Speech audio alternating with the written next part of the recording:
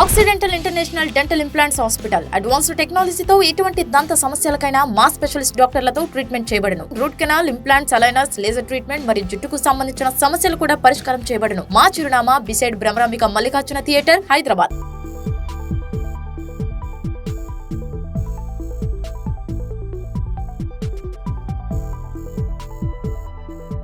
Hi, my name is Dr. Avinash.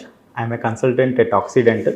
So today we will talk about the prosthetics in dental department. So dentistryలో చాలా మందికి పళ్ళు లేకుండా లేదా పళ్ళు క్యాప్స్ ప్రాబ్లం తోటి ఉంటారు. సో వాళ్ళకి ఏ విధంగా మనం ఆర్టిఫిషియల్గా రీప్లేస్ చేయొచ్చు అనేది నా స్పెషలైజేషన్. మనం చూసుకుంటే చాలా మందికి పూర్తిగా పళ్ళు ఉండవు. సో పూర్తిగా పళ్ళు లేని వాళ్ళకి ఏ విధంగా రీప్లేస్ చేయొచ్చు అంటే రెండు రకాలుగా రీప్లేస్ చేయొచ్చు. ఒకటి ఫిక్స్డ్గాను, ఇంకోటి తీసి పెట్టుకునే విధంగా. సో ఫిక్స్డ్గా వచ్చి ఏంటంటే ఇంప్లాంట్స్ అని చెప్పేసి అంటారు. సో ఇంప్లాంట్ సపోర్ట్ తోటి మనం దాన్ని ప్లేస్ చేసి ఫిక్స్డ్గా సెట్ అనేది ఇవ్వచ్చు. అండ్ ఇంకొకటి ఏంటి అంటే తీసి పెట్టుకునే విధంగా ఉంటాయి. సో తీసి పెట్టుకునేవి ఏంటి అని అంటే కొంచెం పెద్దగా వస్తాయి అండ్ అది కంప్లీట్గా రోజు రాత్రిపూట తీసి అండ్ పగలపూట పెట్టుకునే సెట్ లాంటిది వస్తుంది. అండ్ కొంతమందికి కొన్ని పళ్ళు మాత్రమే పోతాయి. సో మిగిలిన పళ్ళ సహాయంతో కూడా తీసి పెట్టుకునేవి పెట్టుకోవచ్చు, ఫిక్స్డ్గాను పెట్టుకోవచ్చు. అగైన్ మళ్ళీ తీసి పెట్టుకునేవి ఫ్లెక్సిబుల్ ఆర్పిడి అంటామన్నమాట. సో ఫ్లెక్సిబుల్ ఆర్పిడి అనే దాంతో మనకి నమిలినప్పుడు కానీ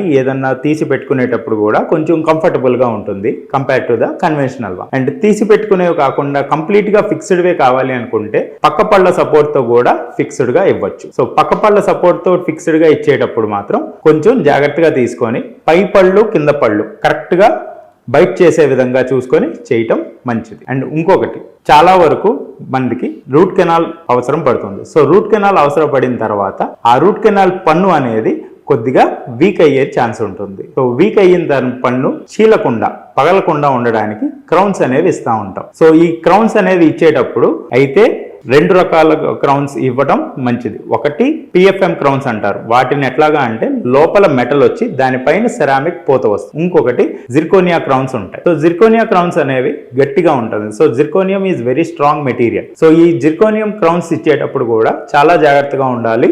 మనం అపోజింగ్ పన్నుని అరగకుండా చూసుకునే విధంగా ఉండాలి. సో ఇటువంటి caps only root canal treat చేసిన పళ్ళలోనే కాదు, కొన్నిసార్లు ఏదన్నా పుచ్చు గనక లోపల వరకు ఉంటే బాగా డీప్ గా ఉండి చాలా ఎక్స్టెన్సివ్ గా ఉంటే ఆ సిచ్యువేషన్ లో కూడా మనం నార్మల్ ఫిల్లింగ్ చేయడం కన్నా కూడా ఈ క్యాప్ పెట్టడంతో మనకి ప్రాబ్లం సాల్వ్ అవుతుంది. అండ్ ఇంకొకటి చాలా మందికి వాళ్ళ నవ్వు అనేది అంత సాటిస్ఫాక్టరీగా ఉండరు.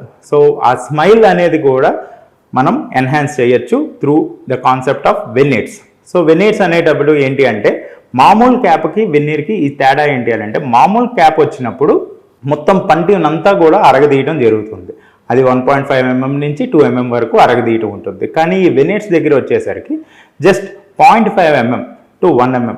సో అక్కడ అంత మాత్రమే ట్రిమ్ చేసి అండ్ దట్ ఓన్లీ కవరప్ అయ్యేవి మాత్రమే చూస్తాం. సో ఎక్కడైతే మనకి కనిపిస్తుందో ఆ కనిపించే ఏరియాని మాత్రమే ట్రిమ్ చేసి అక్కడ మటుకు ఈ వెనీర్స్ అనేది వస్తాయి.